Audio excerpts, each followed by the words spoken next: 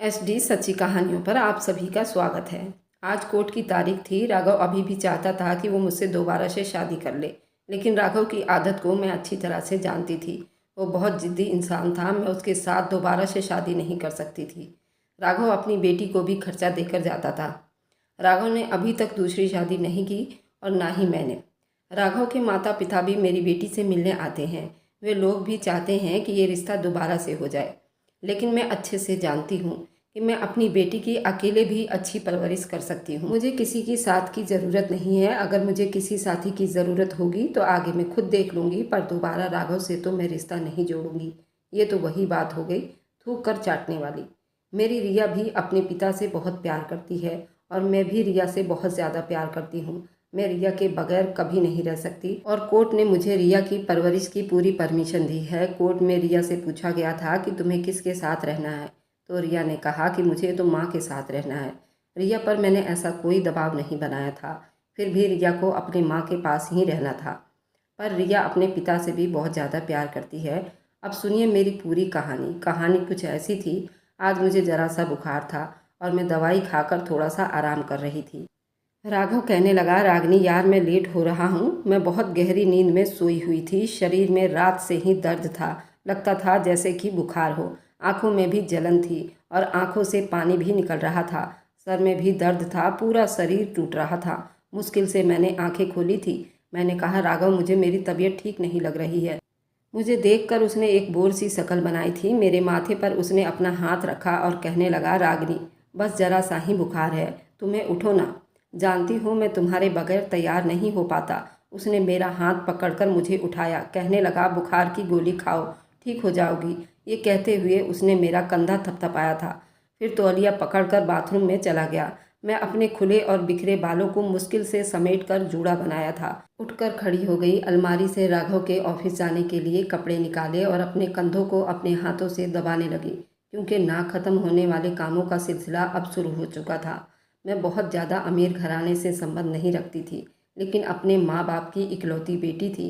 मेरे माँ बाप ने मुझे शहजादियों की तरह रखा हुआ था। माँ बाप कहना ठीक नहीं होगा, क्योंकि मैं पापा की ही सबसे ज़्यादा लाडली थी और उनकी शहजादी थी।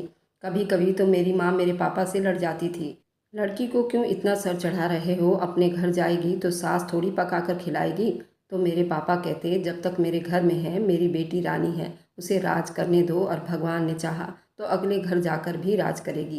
पापा की याद आते ही मेरे चेहरे पर हल्की सी मुस्कुराहट आ गई थी। तभी मेरे दिमाग की घंटी बजी थी। याद आया, मेरी सास शुगर की मरीज है। जब तक उन्हें सुबह का दवा ना दूँ वह नाश्ता नहीं कर सकती थी। फटाफट से कमरे से बाहर आई थी। वह अपने कमरे में अपनी शुगर की दवाई ढूंढ रही थी। मैंने जल्दी से उनके पैर छूकर आशीर्वाद लिया और उनकी दवाई ढूंढकर उन्हें दे दी। कहने लगी, समय देखा है, भूख से मेरा बुरा हाल है और जब दवा खाऊंगी उसके 15 मिनट के बाद ही कुछ खाने को मिलेगा। मैंने कहा, मम्मी जी मेरे पूरे शरीर में दर्द था, ऐसा लगता था बुखार हो गया हो। कहने लगी, एक तो आजकल की लड़कियों में एक बड़ी प्रॉब्लम है, 4 काम किया ज़्यादा करने पड़ जाएं, बीमार हो जाती हैं। अरे हमने तो पूरे पूरे ससुराल संभाले थे। जाओ अब जल्दी से नाश्ता बना कर दो। मैंने कहा कि मम्मी जी बस 2 मिनट में।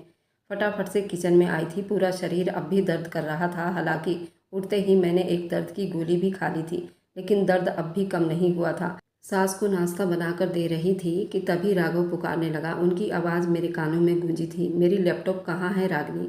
मुझे एकदम याद आया कि मैंने लैपटॉप तो रखना ही भूल गई थी। मैंने कहा, आ रही हूँ। मैंने फटाफट से नाश्ते की प्लेट, चाय का कप उठाकर अपनी सास के सामने रखा और तेज़ी से कमरे से चली गई। हालांकि अलमारी में सामने ही राघव की लैपटॉप रखी हुई थी, लेकिन राघव को कभी भी सामने रखी हुई चीज़ नज़र नहीं आती थी। बस मुझे ही पुकारता रहता था। मैंने उसे लैपटॉप दी तो कहने लगा, अब एक जादू की छप्पी भी दे दो। मैंने कहा, राघव मेरी तबीयत ठीक नहीं है, कभी तो खुद भी कुछ कर लिया करें। ये कहकर मैंने उसे जादू की छप्पी दे दी थी। उसकी शरारतें शुरू हो चुकी थी। अपने दोनों हाथ मेरे कमर पर रखकर मुझे अपने करीब कर लिया था। कहने लगा, स्वीट हार्ट, ये तो सिर्फ एक बहाना है। ऑफिस जाने से पहले बस थोड़ी सी मोहब्बत तुम्हें करने का बहाना मिल जाता है और मेरा मूड फ्रेश हो जाता है और फिर ऑफिस के बाकी समय भी अच्छा से गुजर जाता है। मैंने कहा, अच्छा अच्छा, अब ज़्यादा बातें मत बनाओ, छोड़ो भी मुझे।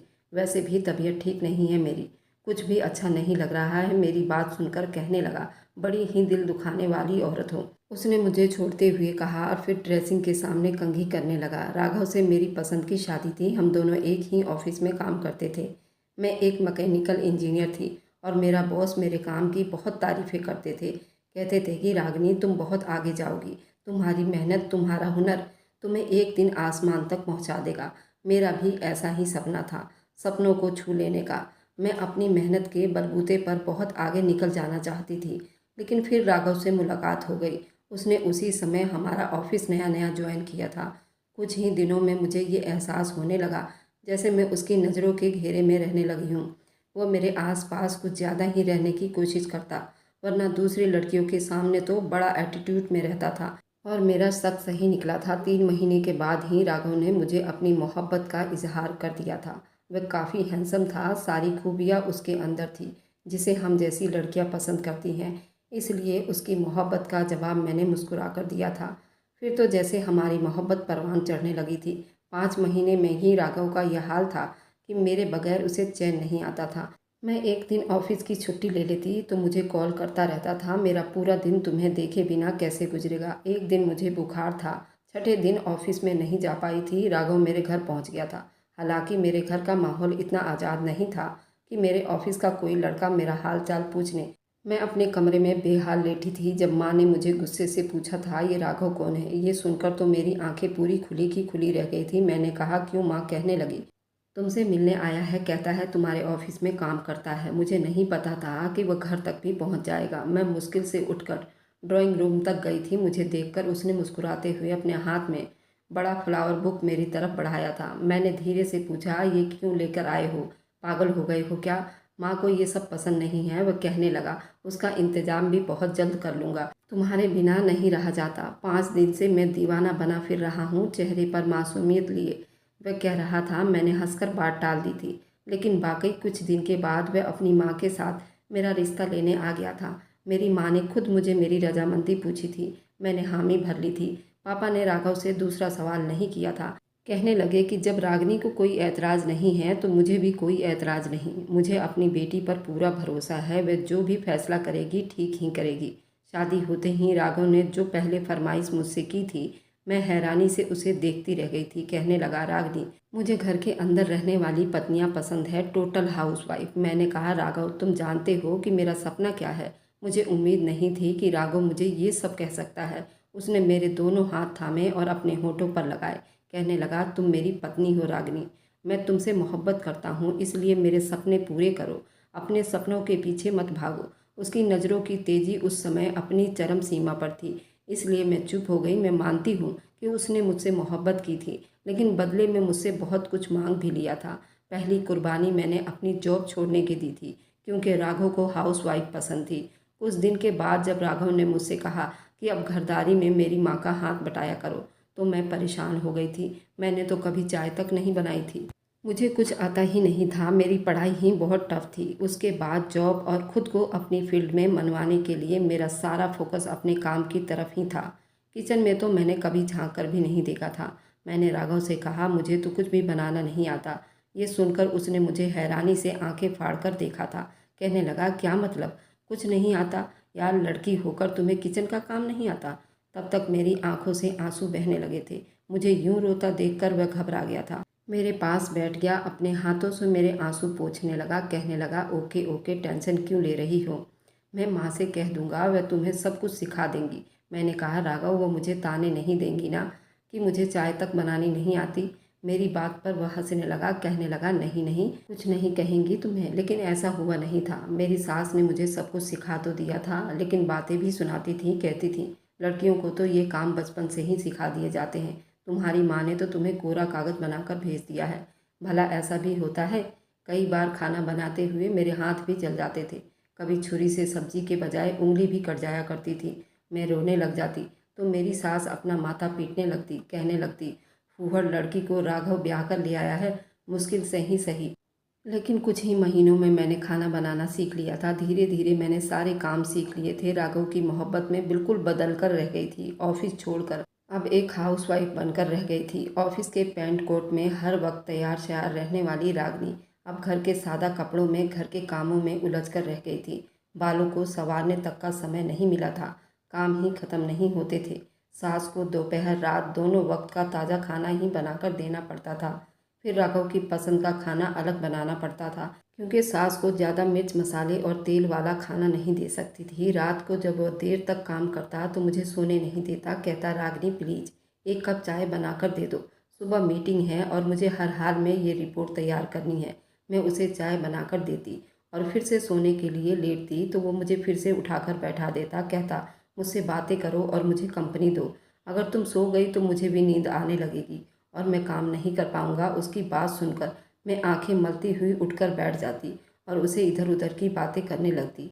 एक बार राघव के साथ मुझे पार्टी में जाना था। मैंने अपने लिए लाइट ब्लू कलर की फैंसी साड़ी निकाली थी, जिस पर बहुत ही सुंदर सा काम किया गया था। मुझे लाइट ब्लू कलर बहुत पसंद था। जब मैं वह साड़ी पहनकर तैयार हुई तभी राघव कमरे में दाखिल हुआ। मुझे देखकर कहने लगा, ये क्या पहन लिया तुमने? मुझे चिढ़ है इस कलर से, बदल कर आओ इसे। मैंने कहा, राघव ये कलर मुझे बहुत पसंद है और इस कलर में सब लोग मेरी बहुत तारीफ करते हैं। कहने लगा, लेकिन मुझे पसंद नहीं है ना, तुम जाओ प्लीज़ इसे बदल कर आओ। तुम्हें देखकर मुझे इरिटेशन हो रही है। ऐसा करो, ब्लैक कलर की वो वाली साड़ी पहन लो जो मैंने तुम्हें पिछले हफ्ते ला कर दी थी, उसमें तुम बहुत प्यारी लगती हो। मैंने जल्दी से अपने कपड़े बदल लिए। 2 साल हो गए थे हमारी शादी को और इन 2 सालों में ये तक भूल गई थी कि मेरी अपनी पसंदीदा रंग कौन सा था। मुझे याद था ये कि राघव को कौन सा कलर पसंद है, राघव को खाने में क्या पसंद है, राघव को कौन सी बात मुझ में अच्छी लगती है और कौन सी मुझ में बुरी लगती है, और उसकी हर बात की जानकारी मुझे हो चुकी थी। लेकिन मेरी पर्सनालिटी बिल्कुल ही ख़त्म हो चुकी थी। मैं पूरी की पूरी हाउसवाइफ बनकर रह गई थी। अब तो कभी कभी आम सा स्केच भी बनाना होता तो मेरा दिमाग ही ख़राब हो जाता था, बन ही नहीं पाता था, सब कुछ भूल गई थी। अब तो मुझे हर चीज़ की जैसे आदत सी हो गई थी। घर का हर काम फटाफट कर लेती थी। लेकिन आज बुखार हुआ तो सोचा कि चलो शायद आज मुझे छुट्टी मिल जाएगी, लेकिन नहीं। राघव ने मुझे बुखार की गोली दे दी। तुम्हारा बुखार का बस यही इलाज है, फटाफट खाओ, रात को मेरे दोस्तों ने आना है, रात को अच्छा सा चाय का इंतज़ाम कर लेना। मैंने ठंडी आँख भरी। शायद हाउस वाइफ दुनिया की एक ऐसी इकलौती जॉब है जिसमें कभी छुट्टी नहीं मिलती। खैर, मैंने राघव के दोस्तों के लिए चाय का खूब अच्छा सा इंतज़ाम किया था, क्योंकि राघव के बॉस ने भी हमारे घर पर आना था, क्योंकि राघव का प्रमोशन लेटर आने वाला था, तनख्वाह भी बढ़ने वाली थी। राघव मुझसे कहकर गया था कि तुम भी तैयार हो जाना, क्योंकि मेरे दोस्त की पत्नी भी आएंगी। मैंने राघव की पसंद की कलर की साड़ी पहनी थी, तैयार भी हो गई थी, खाने पीने का सब कुछ तैयारी कर लिया था। रात को दवाई का असर खत्म हुआ तो फिर से बुखार महसूस होने लगा। मैंने फिर से गोली खाई और बाकी की तैयारी करने लगी। रात को राघव अपने दोस्तों के साथ ही घर पर आया था। बहुत समय के बाद मेरी अपनी ऑफिस के कुलीग से मुलाकात हुई थी। सभी मेरे घर पर मौजूद थे और मेरे खानों की बहुत तारीफ़ें कर रहे थे। बॉस भी खुश थे कि चलो तुमने अपने पैशन में तो इक्का नहीं जमाया, लेकिन हाउस वाइफ के पद पर ज़रूर मनवा लिया था। वैसे अगर तुम 2 साल मेरे ऑफिस में और रुक जाती तो आज की प्रमोशन तुम्हें मिल रही होती। उसकी असल हकदार तुम थी और तुम्हारी कई सालों की मेहनत पर राघव ने पानी फेर दिया। मैंने कहा, सर कोई बात नहीं, राघव की जीत भी मेरी ही जीत है। बॉस कहने लगे, मुझे तो लगता है कि उसने तुमसे शादी ही इसलिए की थी। वैसे तो वह तुम्हें हरा नहीं सकता था, इसलिए उसने तुमसे शादी करके घर बिठा दिया। मेरे ख्याल से तो इस प्रमोशन की असली हकदार सिर्फ तुम ही थी। मुझे नहीं पता कैसे राघव ने ये बातें सुनी और वहाँ आकर बॉस से उलझने लगा। आप क्यों मेरी पत्नी का दिमाग खराब कर रहे हैं? औरत सिर्फ घर के लिए होती है, जितनी मर्जी पढ़ाई कर ले और जो चाहे बन जाए, लेकिन शादी के बाद सिर्फ उसे घर और बच्चों को ही देखना पड़ता है। मेरे बॉस कहने लगे, मैं तुम्हारी इस बात से एग्री नहीं करता। आज तुम जितने भी कामयाब हो, जहाँ पर जिस पद पर मौजूद हो, इस वक्त इसलिए हो कि तुमने शादी के बाद रागनी को घर बिठा दिया, वरना आज वह तुम्हारी जगह रागनी होती। राघव को ये बात अच्छी नहीं लगी थी, इसलिए वो बॉस से उलझ पड़ा। झगड़ा ज़रूरत से ज़्यादा बढ़ गया था। मैं बार बार दोनों को मना कर रही थी कि छोड़ो इस बात को, लेकिन राघव तो हत्थे से ही उखड़ गया था। उसने पहले बॉस के साथ हाथापाई भी शुरू कर दी थी। मैंने उसे पीछे धकेला। मैंने कहा, क्यों बात को आगे बढ़ा रहे हो? लेकिन अगले ही पल जो हुआ, मैं हैरान रह गई थी। मुझे इस बात की बिल्कुल भी उम्मीद नहीं थी। वह मेरे पास आया और एक जोरदार थप्पड़ मेरे मुंह पर भी दे मारा। कहने लगा, तुम्हारी हिम्मत कैसे हुई मुझे धक्का देने की? अपनी औकात भूल गई हो क्या? तुम मेरी पत्नी हो, मुझसे आगे भी नहीं बढ़ सकती हो। इससे पहले कि वह गुस्से में कुछ और भी कहता, हमारे ऑफिस का एक कुलीग बीच में आ गया, राघव को बाहर ले गया। मैं हक्का बक्का उसे देख रही थी। मैंने तो कुछ कहा ही नहीं था। मेरा मुंह खुला का खुला रह गया था। राघव के इस थप्पड़ पर हमारे बॉस भी हैरान थे। बस लोग मुझे ही देख रहे थे। 2 मिनट में ही राघव ने मेरा तमाशा बना कर रख दिया था। हालांकि इतनी बड़ी बात नहीं थी, वह इतना गुस्से में आ गया था। उस दिन राघव ने मेरे गाल पर नहीं बल्कि मेरी इज्जत पर जोरदार तमाचा मारा था। सब लोग जा चुके थे, मैं वहीं खड़ी की खड़ी रह गई थी। काफ़ी देर के बाद घर के अंदर दाखिल हुआ था। मुझे देखकर गुस्से से कमरे में चला गया। मैं वहीं सोफे पर बैठी रह गई। आंखों से आंसू बहने लगे थे। सुबह तक मैं वहीं ड्राइंग रूम में बैठी रोती रही। आज मैंने सास के लिए नाश्ता भी नहीं बनाया था, घर का कोई काम नहीं किया। राघव सुबह 10 बजे उठा था, बहुत ही गुस्से में मुझे घूर कर देख रहा था। घर के बाहर निकल गया। मैंने अपनी सास को जब ये बात बताई तो वह कहने लगी, गुस्से में कर दिया होगा उसने तुम्हें कुछ, अब इस बात को लेकर मत बैठी रहो। चलो शाबाश, मुझे दवाई दे दो और फिर नाश्ता बनाकर भी दे दो। आएगा तो मैं उसे डांट दूंगी। ये कहकर तो उन्होंने बात को जैसे ख़त्म ही कर दिया था। लेकिन मेरे लिए ये बात इतनी छोटी नहीं थी। रह रहकर मेरे दिमाग में यही बात आ रही थी। मैं बार बार कोशिश करती कि इस बात को नज़रअंदाज कर देना चाहिए, लेकिन कर नहीं पा रही थी। मैंने रूटीन के सारे काम किया, लेकिन मेरे दिमाग में थप्पड़ की छाप नहीं जा रही थी। रात को राघव वापस आ गया था। मैं उस समय किचन में रोटियां बना रही थी। कहने लगा, अब जाकर प्रॉब्लम सॉल्व हुई। बॉस तो बहुत ज़्यादा नाराज़ हो गए थे रात वाली हाथापाई से। वह तो मुझे नौकरी से ही निकाल देते, लेकिन मेरे कलीग ने मुझे समझाया कि तुम बॉस से माफ़ी मांग लो। बॉस तुम्हें माफ़ भी कर देंगे और तुम्हारा प्रमोशन भी हो जाएगा। बॉस दिल के बहुत अच्छे हैं, देखना तुम्हें माफ़ ज़रूर कर देंगे। मैंने बॉस से माफ़ी मांग ली और बॉस ने मुझे माफ़ भी कर दिया है। सारी प्रॉब्लम अब सॉल्व हो गई है। ऐसा करो, अब जल्दी से रोटी बनाओ, मुझे खाने को कुछ दे दो। बहुत तेज भूख लग रही है। वो तो यूं रिएक्ट कर रहा था जैसे कुछ हुआ ही ना हो, जैसे मेरे गाल पर मारा गया थप्पड़ कोई अहमियत ही ना रखता हो। बॉस से झगड़ा करने की अहमियत थी। अपनी गलती का एहसास हुआ तो उसने फ़ौरन बॉस से माफ़ी भी मांग ली थी, क्योंकि वह जानता था उसकी मेहनत पर पानी फिर जाएगा। उसे प्रमोशन नहीं मिलेगी और दोबारा नौकरी बड़ी मुश्किल से मिलेगी। लेकिन मेरा क्या, मैं पत्नी थी, इसलिए मेरे साथ वह कुछ भी कर जाता। सब अर्थहीन था। मैं उसके लिए कोई अहमियत नहीं रखती थी, जिसे जब चाहा थप्पड़ मार लिया जाए और फिर उसकी बात को नज़रअंदाज कर दिया जाए कि सामने वाली औरत अगर तुम्हारी पत्नी है तो तुम्हें यह हक हासिल है कि जब चाहे उसको जलील करो, उसे थप्पड़ मारो और फिर सब कुछ भुलाकर ठीक हो जाएगा। मैंने खाना तो टेबल पर रख दिया था, लेकिन कुछ खाना नहीं खाया था।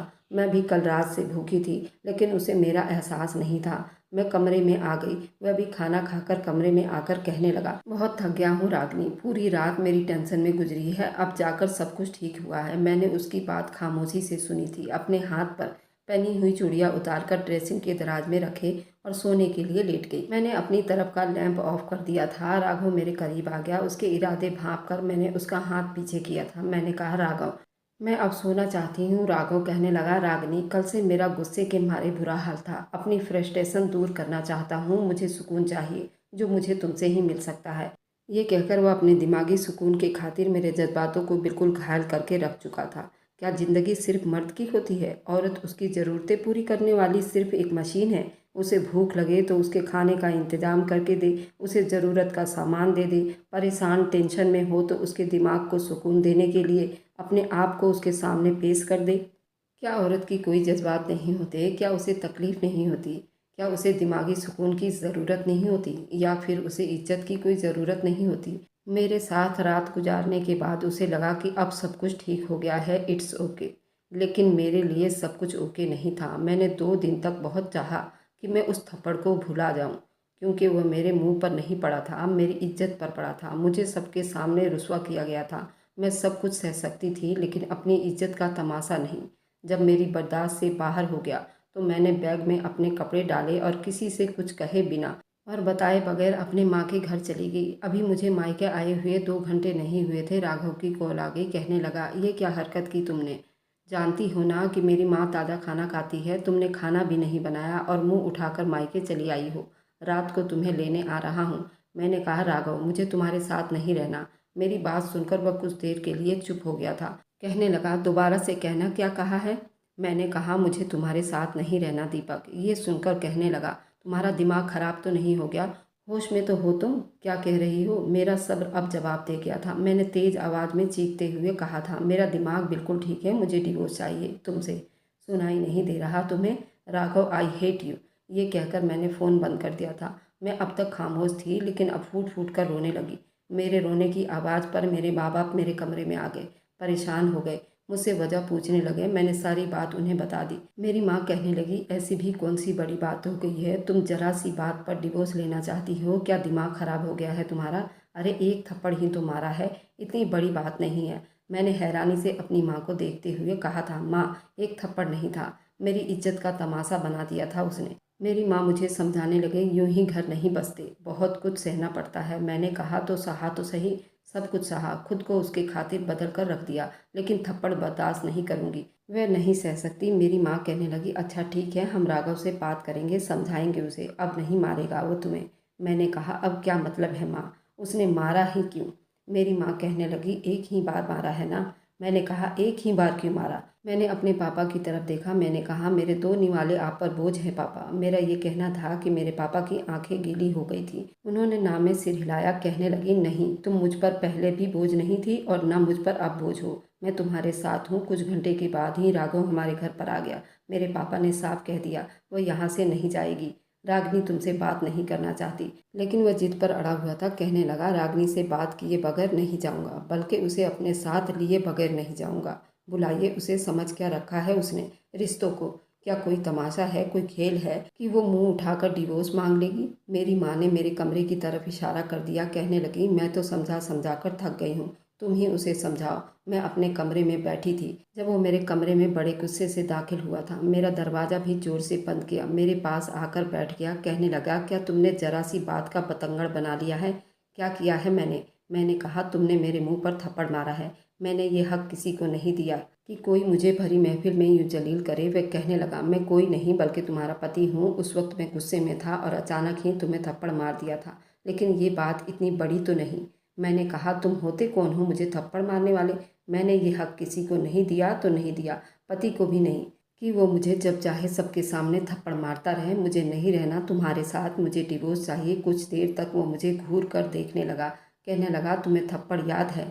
तुम्हें ये याद नहीं मैंने कितनी मोहब्बत दी है तुम्हें, कितना चाहा तुम्हें। तुम्हें खाना बनाना नहीं आता था, लेकिन मैंने तुम्हें कभी इस बात का ताना नहीं दिया, बल्कि मेरी माँ ने तुम्हें खाना बनाना सिखाया था। मैंने भी तो सब कुछ बर्दाश्त किया था ना, क्योंकि मुझे तुमसे मोहब्बत है। मेरी सारी मोहब्बत भूल गई तुम? बस याद है तुम्हें एक थप्पड़। मैंने कहा, तो क्या मैंने तुम्हें बदले में मोहब्बत नहीं दी? क्या तुमसे मैंने प्यार नहीं किया? राघव, मैंने तुम्हारे लिए खुद को बदल कर रख दिया। मुझे तो ये तक याद नहीं कि मुझे कौन सा रंग पसंद है। बस ये याद है कि तुम्हें कौन सा रंग अच्छा लगता है। मुझे खाना बनाना नहीं आता था। मैंने तुम्हारे लिए बस सब कुछ सीख लिया, अपनी पर्सनैलिटी को बिल्कुल बदल कर रख दिया। मैंने खुद को तुम्हारे रंग में रंग लिया।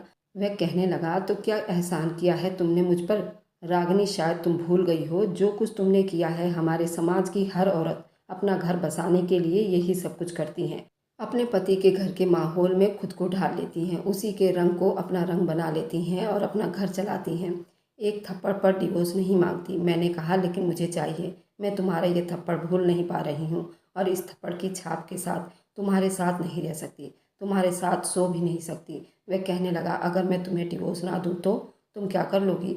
मैंने कहा, मैं अदालत का दरवाज़ा खटखटाऊंगी, डिवोर्स का नोटिस दूंगी तुम्हें। मुझे तुम्हारे साथ अब नहीं रहना तो नहीं रहना। वह मुझे गुस्से से देखने लगा। गुस्से से कहने लगा, ठीक है, जाओ, जाकर जूतियाँ घिसो कोर्ट कचहरी में, लेकिन डिवोर्स तुम्हें वहाँ से भी नहीं मिलेगी। मेरी भी अब यही जिद है कि तुम्हें डिवोर्स नहीं दूंगा। ये कहकर वह कमरे से बाहर निकल गया था। गुस्सा तो मुझे भी बहुत आया था, क्योंकि अब भी उसे अपनी गलती का एहसास नहीं हुआ था। अगले दिन ही मैं वकील के पास गई थी। मेरी पूरी बात सुनकर वो मुझे हैरानी से देखने लगा। कहने लगा, मैडम जी, आपका केस बिल्कुल बेबुनियाद है। मैंने कहा, क्या मतलब? कहने लगा, मतलब मैडम क्या? आज तक किसी औरत ने एक थप्पड़ पर डिवोर्स नहीं ली।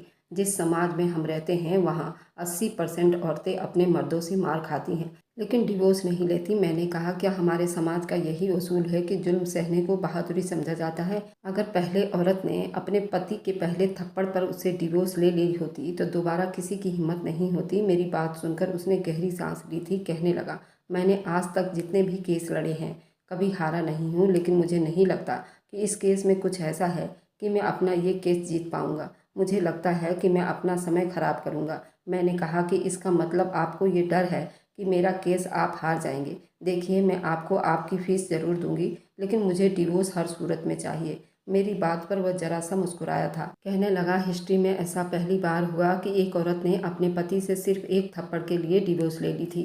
ये कहकर वह हंसने लगा था। कहने लगा, मेरे लिए एक नया एक्सपीरियंस होगा, चलो कर लेते हैं तुम्हारा केस। लेकिन जैसे ही मैंने डिवोर्स का नोटिस दिया, पहले ही पेशी पर राघव के वकील ने डिवोर्स की वजह पूछी थी। मेरे वकील ने जब ये कहा कि मेरी क्लाइंट को इस आदमी ने भरी महफिल में बुरा भला कहा, गालियां दी, थप्पड़ मारा, तो राघव का वकील उसकी बात सुनकर हंसने लगा।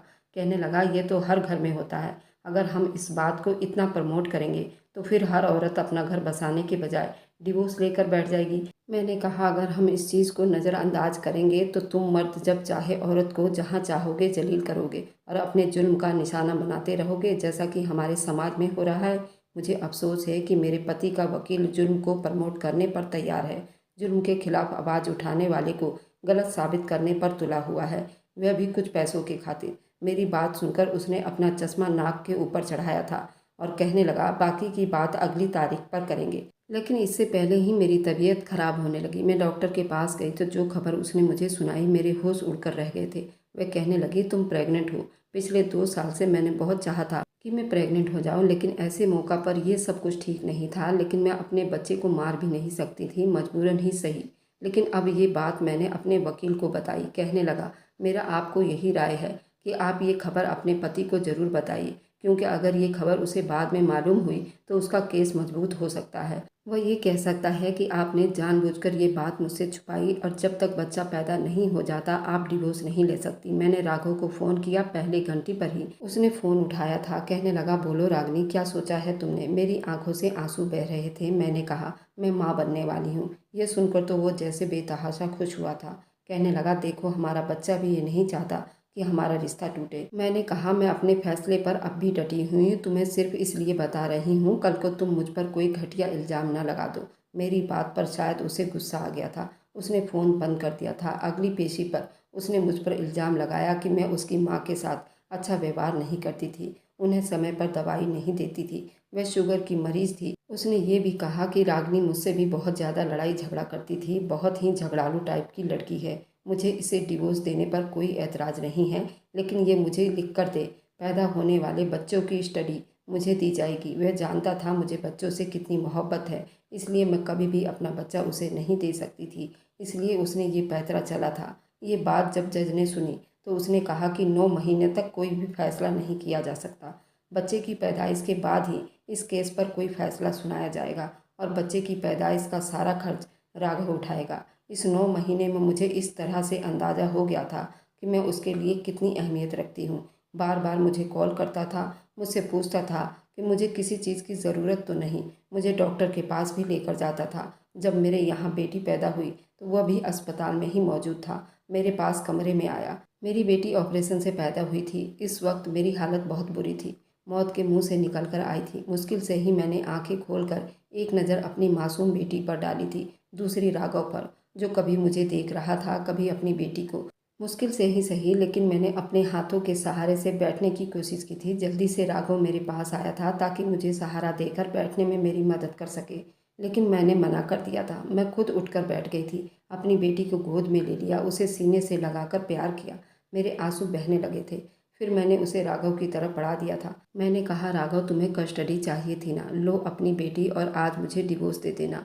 वह कहने लगा, अब आ गई ना तुम्हें अकल ठिकाने, चलो मेरी बेटी मुझे लौटा दो और मैं तुम्हें कोर्ट में डिवोर्स दे दूंगा। मैं राघव को एक टक देखने लगी। राघव को अपनी गलती का जरा भी एहसास नहीं था। वह एक जिद्दी किस्म का इंसान था। मैं उसके साथ बिल्कुल भी नहीं रहना चाहती थी। मैंने राघव के हाथ से फ़ौरन अपनी बेटी ले ली और पुलिस को फ़ोन कर दिया और पुलिस से कहा कि राघव मेरी बेटी को लेकर जा रहा था, मैं अपनी बेटी उसको कोर्ट में दूंगी। और अगली पेशी पर राघव ने मुझ पर बहुत ज़्यादा इल्ज़ाम लगाए। वह अपनी गलती मानने के बजाय मुझ पर हर पेशी पर इल्ज़ाम लगाता रहा, लेकिन धीरे धीरे उसका केस कमज़ोर होता गया और मैंने राघव से डिवोर्स ले ली। आज मेरी बेटी 5 साल की है और मैंने अपना जॉब भी फिर से शुरू कर दिया था और अच्छी खासी सैलरी हर महीने उठाती थी। अपनी बेटी की परवरिश भी मैं बहुत अच्छे से कर रही थी। राघव कभी कभार अपनी बेटी से मिलने आया करता था। अब उसको अपने किए पर पछतावा था। आप लोग बताइए कि मुझे आगे क्या करना चाहिए। अगर आपको आज की कहानी पसंद आई है तो वीडियो को ज़रूर लाइक कीजिएगा